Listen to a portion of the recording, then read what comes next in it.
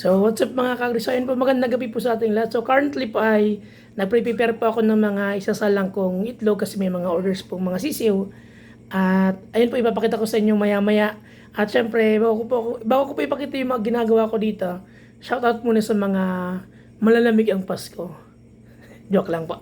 Ayun, sana magandang pakiramdam nyo ngayong gabi. At sana ay inspired tayong lahat. So, ayun po, ipapakita ko po yung ginagawa ko dito. At syempre, magbibigay po tayo ng mga tips kapag po mag-incubator tayo at paano ang mag-imbak ng itlog. So, bale ito mga ka-agri. So, ito po yung ating ginagamit sa pagpunas ng mga itlog. So, isa-isa ko po pinupunasan yung itlog. So, ito po ay may halong sunrock. So, 10% po ng sunrocks ang halo niya. So, ito po yung mga isasalang natin. So, meron po ditong Rhode Island Red na vintage line. At karamihan po dito ay Black Australorp na Italian line. At ito po yung iba. Yun po mga blue eggs or blue eggers natin. So, ayun po. Yung iba po ay nangitlog pa lang. Pero ito try ko po ito kung may similya na. At kasi, yun may mga nagtatanong po kung may available na fertile eggs. So, syempre, itatry muna natin kung meron na po siyang similya bago po tayo magpa-order. So, ayun po. Tips tayo sa pag-iimbak ng itlog. So, paano po i-imbak ang mga itlog or ikikip nang hindi po sila nasisira. So, ang isa pong sekreto ang ginagawa ay nilalagay po sa chiller. So, as much as possible po pwede siyang balutin ng dyaryo or any form of paper at ilalagay po natin sa chiller or doon po sila nalagay ng gulay ng ating ref. So, kapag po naka-chiller yung ating mga itlog, so it will last for 2 weeks na hindi po siya masisira at buhay po yung similya.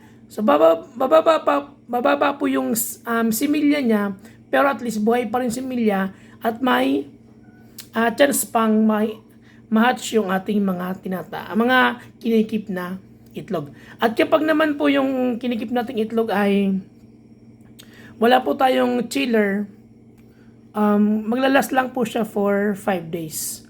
5 to 7 days po, ayun. Pag lumampas na po yan ng 7 days, mamamatay na po yung similya within room temperature. So, ayun po. At ayun, pag tagal po natin sa chiller, so, i-cool down po natin siya ng 8 to 12 hours. So, wag po natin pagkalabas sa chiller, diretso po natin ilalagay sa incubator. So, masisira po yung itlog. At isa pa pong tip ay, kapag bago po natin isa lang, punasan po natin ng may sunrocks para po matanggal yung mga bacteria dun sa outer ng itlog at hindi na po makapasok dun sa similya or sa embryo ng itlog.